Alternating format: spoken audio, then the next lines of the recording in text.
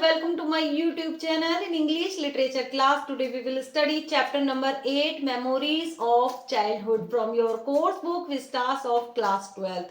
This is last chapter from your course book. There are two stories in this chapter written by two authors. First author is Jitkalasa and second author is Bama. First we will read introduction of the chapter. This unit presents autobiographical episodes from the lives of two women from marginalized communities who look back on their childhood and reflect on their relationship with the mainstream culture.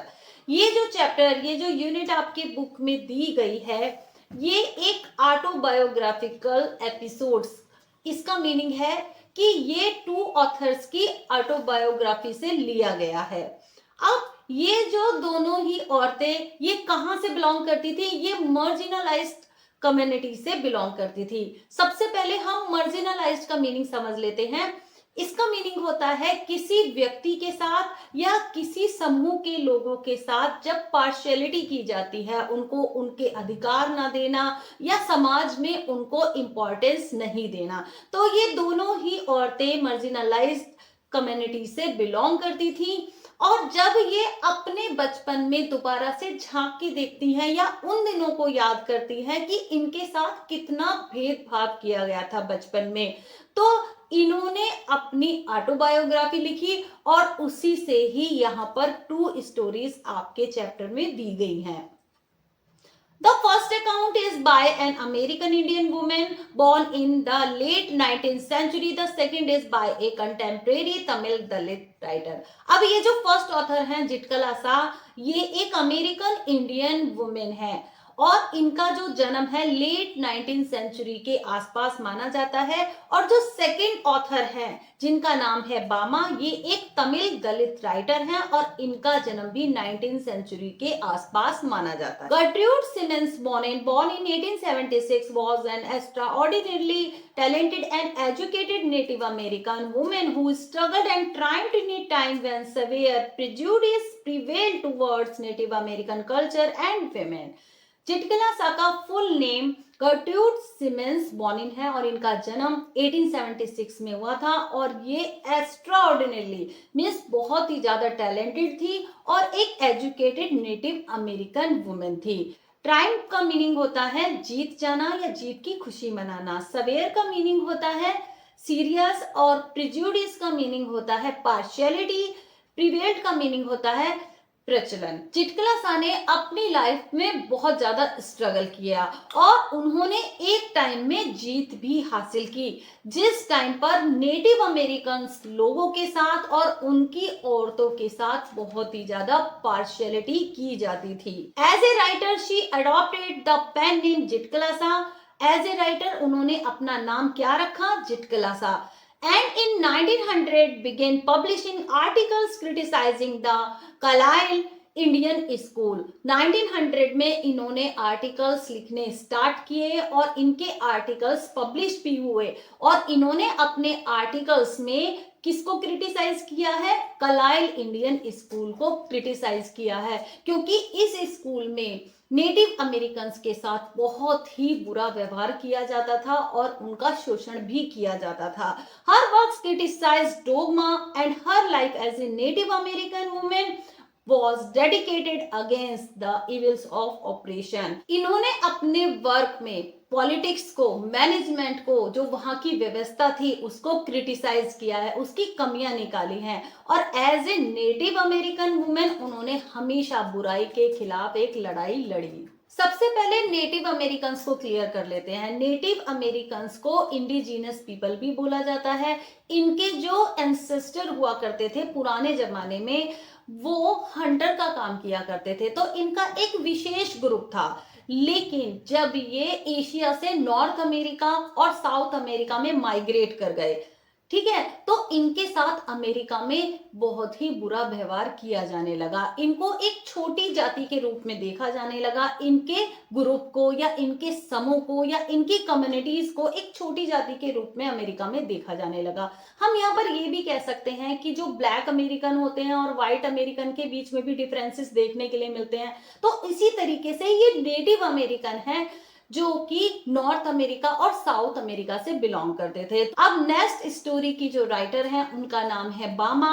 ये भी उनका pen name है। Bama is the pen name of a Tamil Dalit women from a Roman Catholic family. अब ये जो second writer है बामा, जो कि एक तमिल दलित वुमेन है और एक रोमन कैथोलिक फैमिली से बिलोंग करती हैं। She has published 3 main works. इन्होंने अपने 3 मेन वर्क्स पब्लिश किए। अब इनकी जो ऑटोबायोग्राफी है उसका नाम है करक्कू, जो कि 1992 में पब्लिश हुई।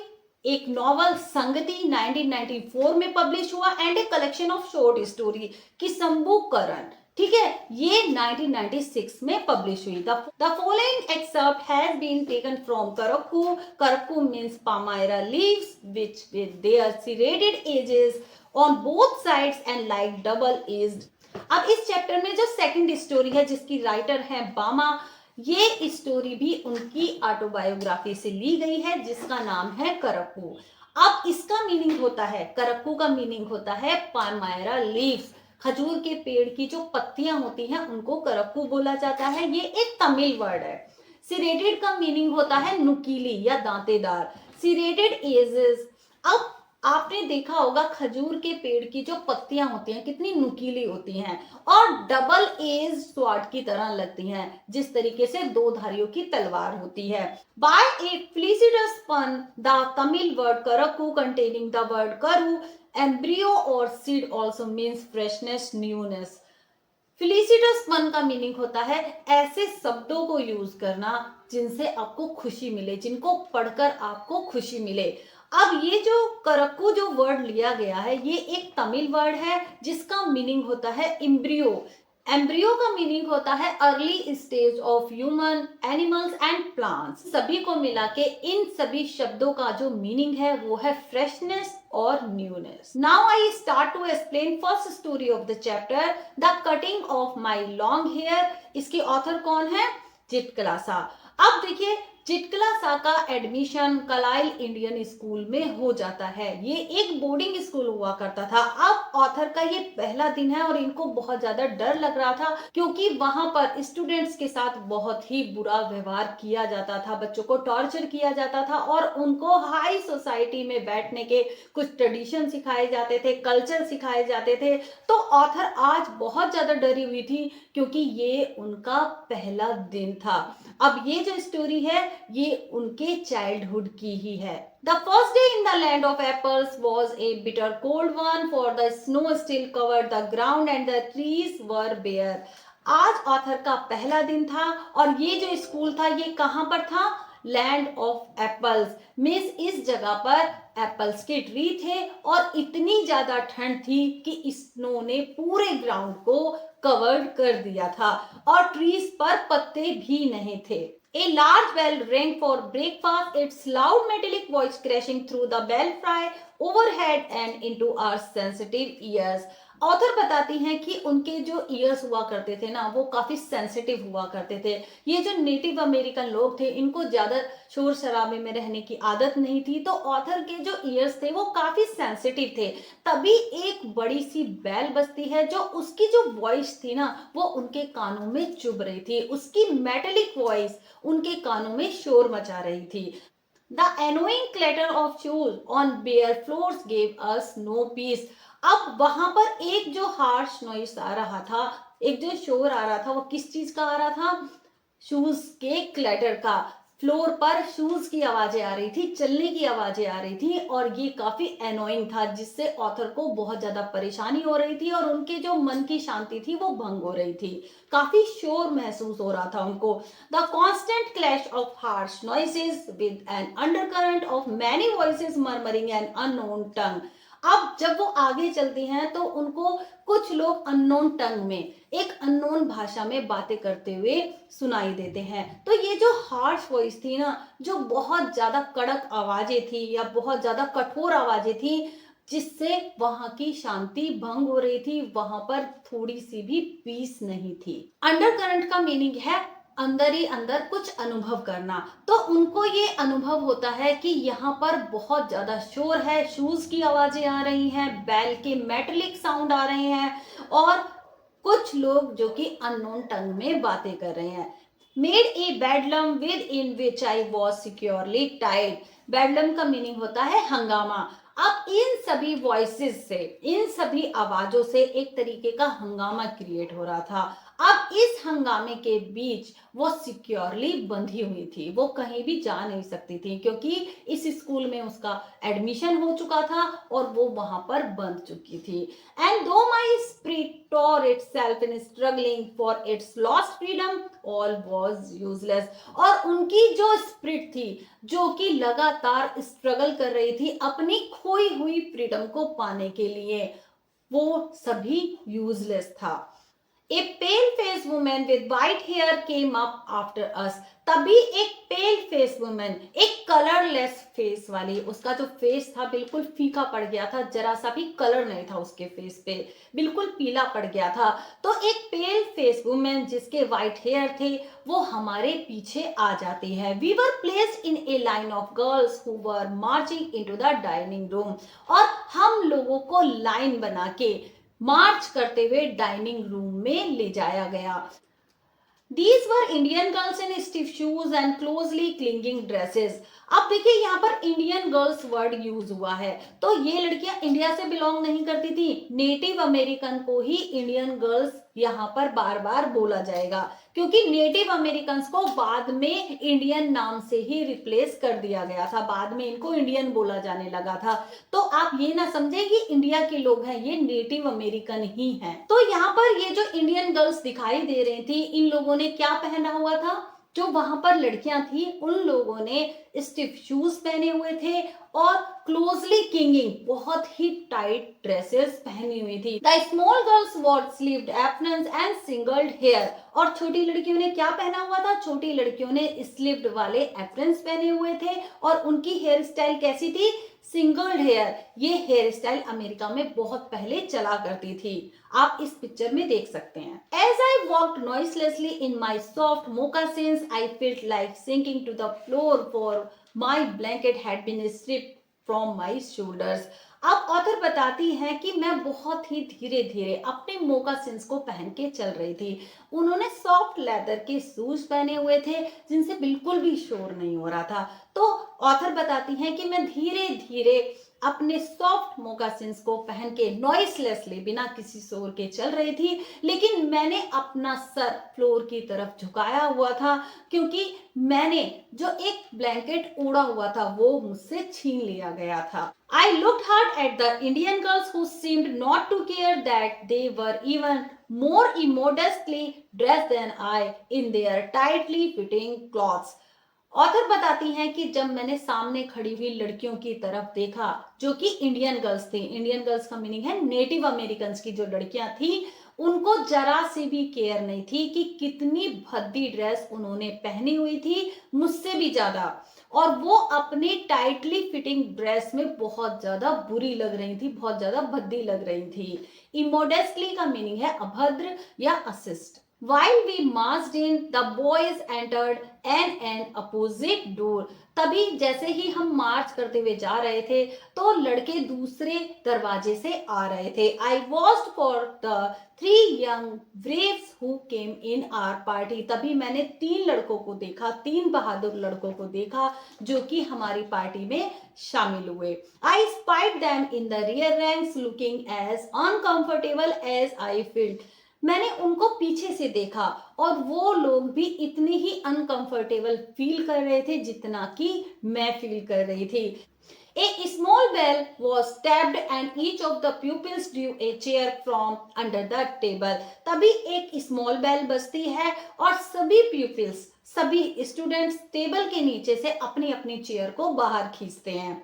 Supposing this act meant they were to be seated। Author समझती हैं कि शायद ये सभी लोग बैठने के लिए अपनी अपनी चेयर निकाल रहे हैं। I pulled out mine and at once slipped into it from one side। तभी ऑथर ने अपनी चेयर बाहर खींची और वो उस पर बैठ गई। But when I turn my head I saw that I was the only one seated. लेकिन जब मैंने दूसरे बच्चों की तरफ अपना हेड टर्न करके देखा, सिर्फ मैं ही सीट पर बैठी हुई थी, मैं ही चेयर पर बैठी हुई थी। And all the rest at our table remained standing. और सभी हमारे टेबल पर खड़े हुए थे। Just as I began to rise, looking shyly around to see how chairs were to be used, और शर्मा के मैंने उन सभी को ध्यान से देखा कि किस तरीके से चेयर को यूज किया जाता है। If second bell was sounded, all were seated at last. तभी सेकेंड बेल बजती है, सभी लोग अपनी सीट पर बैठ जाते हैं। And I had to crawl back into my chair again, और मैं भी अपनी सीट पर धीरे से बैठ गई। I heard a man's voice at one end of the hall। तभी मैंने सुना एक आदमी कुछ बोल रहा था हॉल के एंड से। And I looked around to see him. उसको देखने के लिए मैंने चारों तरफ देखा। But all the others hung their heads over their plates.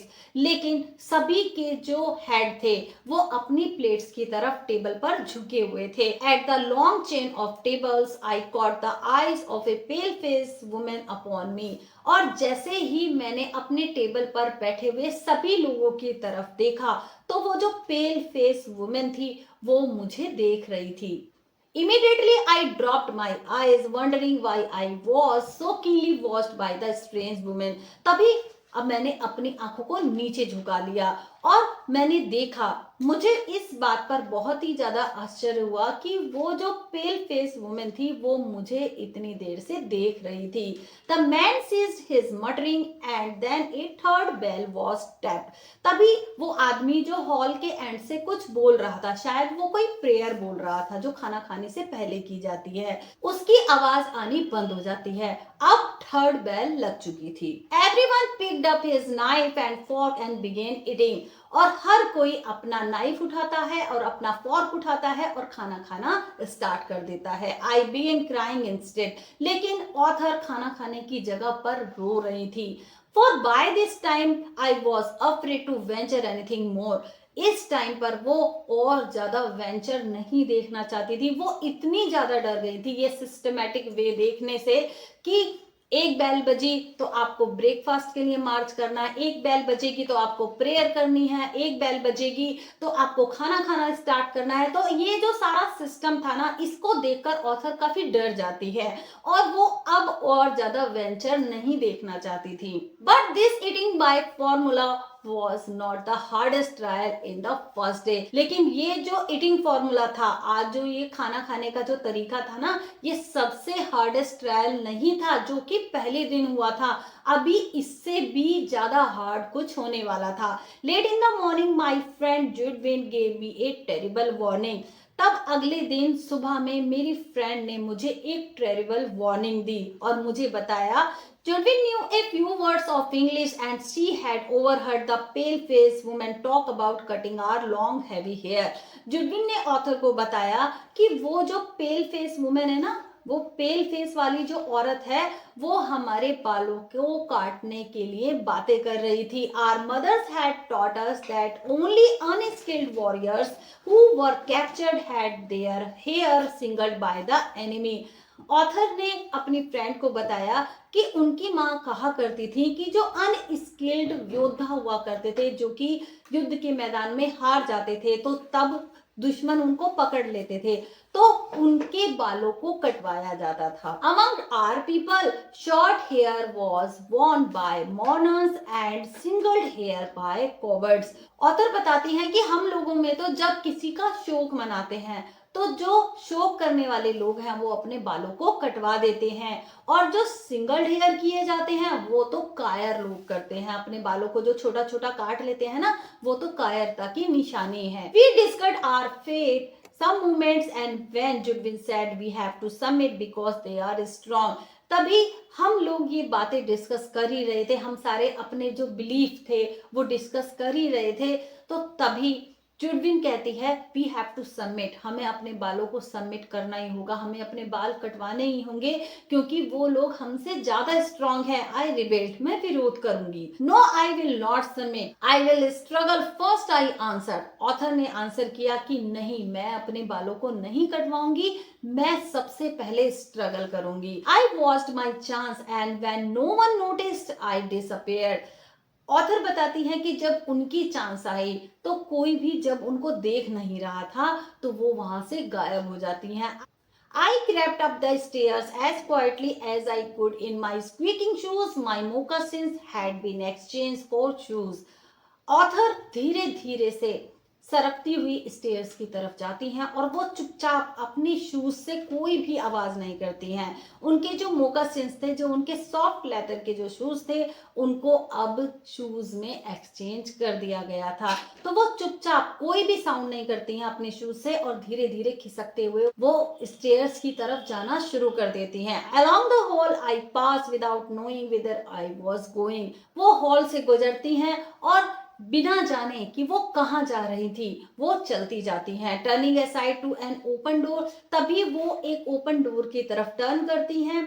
I found a large room with 3 white beds in it. तभी वो एक कमरे में एंटर करती हैं और वहां पर 3 बेड्स लगे हुए थे। The windows were covered with dark green curtains, और विंडो पर डार्क ग्रीन कलर के कर्टन्स लगे हुए थे, which made the room very dim, जिनसे कमरे में काफी अंधेरा था। Thankful that no one was there, अब वो थैंकफुल होती हैं कि कोई भी वहां पर नहीं था। I directed my steps toward the corner farthest from the door, और धीरे धीरे वो अपने स्टेप्स को, अपने कदमों को डोर से दूर ले जाती हैं और एक कोना ढूंढती हैं जहां पर वो छिपके बैठ सकें।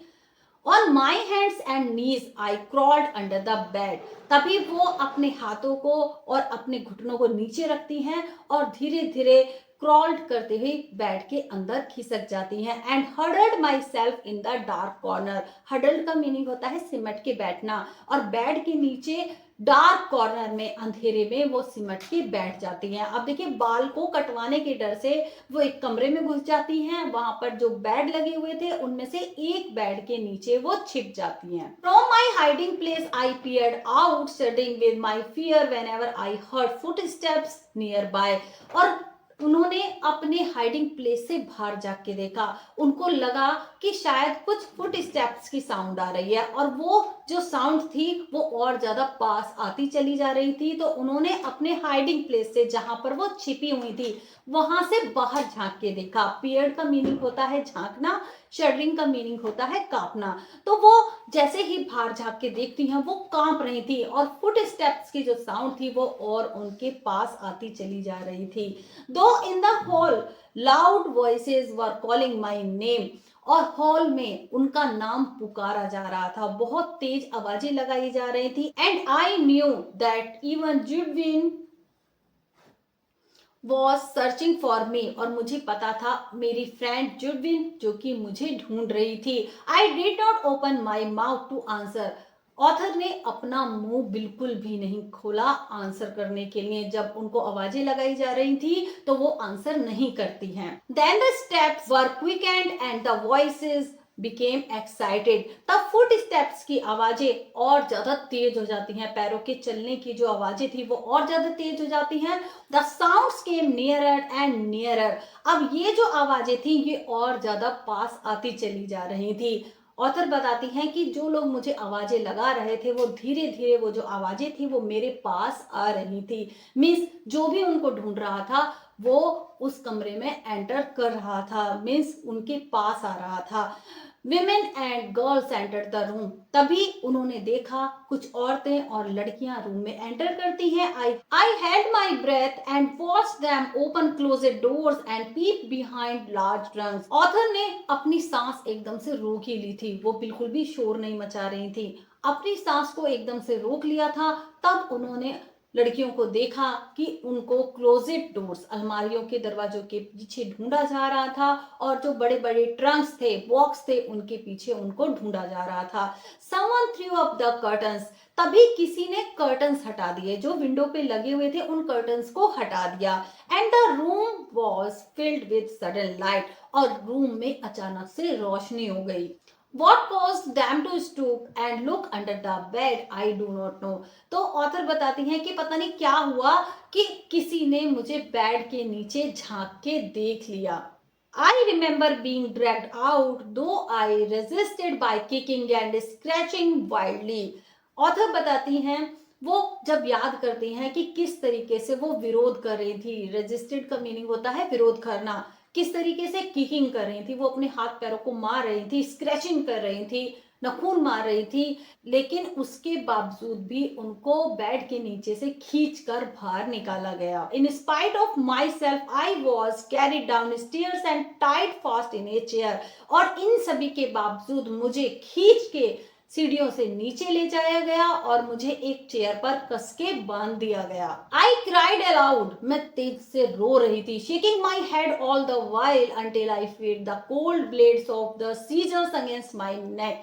और मैं अपने सर को लगातार हिला रही थी जब तक मुझे वो कोल्ड ब्लेड्स, वो जो ब्लेड्स थे और वो जो सीजर थे, जब तक मुझे गर्दन पर महसूस होते रहे तो वो लगातार चिल्ला रही थी और अपने सर को हिला रही थी. And heard them gnaw off one of my thick braids. Braids का मीनिंग होता है चोटी और नो ऑफ का मीनिंग होता है कुतरना. और जब मैंने सुना कि मेरी मोटी चोटी को काट दिया गया, then I lost my spirit. तब मैं अपनी स्पिरिट को पूरी तरीके से खो चुकी थी. जो मेरी आत्मा थी वो कहीं खो गई थी. Since the day I was taken from my mother, I had suffered extreme indignities.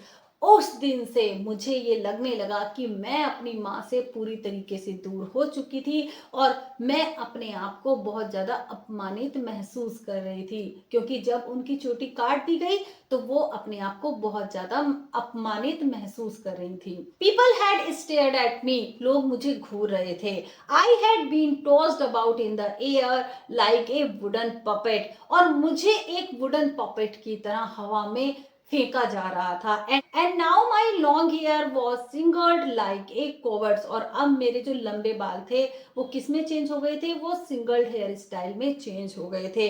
In my anguish I mourn for my mother. Mourn का मीनिंग होता है शोक मनाना या विलाप करना. एंग्विश का मीनिंग होता है पेन, पीड़ा. और वो अपने दर्द में सिर्फ अपनी माँ के लिए रो रही थी, अपनी माँ को याद कर रही थी. But no one came to comfort me. लेकिन उस टाइम कोई भी उनको कंफर्ट देने के लिए नहीं आया. Not a soul reason quietly with me as my own mother used to do. एक भी सोल, एक भी आदमी मुझे चुप कराने के लिए नहीं आया जैसा कि उनकी माँ किया करती थी. उनकी माँ जब वो कभी रोती होंगी तो उनको चुप कराया करती थी. तो कोई भी आदमी उनको चुप कराने के लिए नहीं आया. जब उनकी चोटी काट दी गई, उनके बालों को छोटा छोटा कर दिया गया और उस टाइम पर वो अपनी माँ को याद कर रही थी, लेकिन कोई भी उनको चुप कराने के लिए नहीं आया. For now I was only one of many little animals driven by a herder. हर्डर का मीनिंग होता है जो भेड़ बकरी चराने वाले होते हैं, उनको चरवाहे भी बोला जाता है. तो यहाँ पर ऑथर अपने आप को छोटे छोटे एनिमल्स से कंपैरिजन करती हैं. वो कहती हैं कि मैं भी अब उन भेड़ बकरियों में से एक हूँ जिनको उनके मालिक हाँकते रहते हैं. तो ये जो स्टोरी है ये ऑथर की अपनी स्टोरी है जो उनकी ऑटोबायोग्राफी से ली गई है. तो यहाँ पर जितला सा ने बताया कि बचपन में उनको कितनी पार्शियलिटी झेलनी पड़ी, नेटिव अमेरिकन के साथ कितना भेदभाव किया जाता था और किस तरीके से उनके बच्चों को और उनकी औरतों को टॉर्चर किया जाता था. तो इस स्टोरी से हम यही सीखेंगे कि कभी भी हमें अपनी होप, अपनी आशा नहीं छोड़नी चाहिए और अपने अधिकारों के लिए हमें स्ट्रगल करते रहना चाहिए. तो देखिए इसी तरीके से जितला सा ने अपनी लाइफ में सफर तो किया, उन्होंने बहुत ज्यादा स्ट्रगल किया, लेकिन एक टाइम पर उन्होंने जीत भी हासिल की जब उन्होंने अपने आर्टिकल्स पब्लिश करने स्टार्ट किए. तो ये उनकी सफलता थी. तो मिलेंगे इस चैप्टर की सेकंड स्टोरी में. Take care and good bye.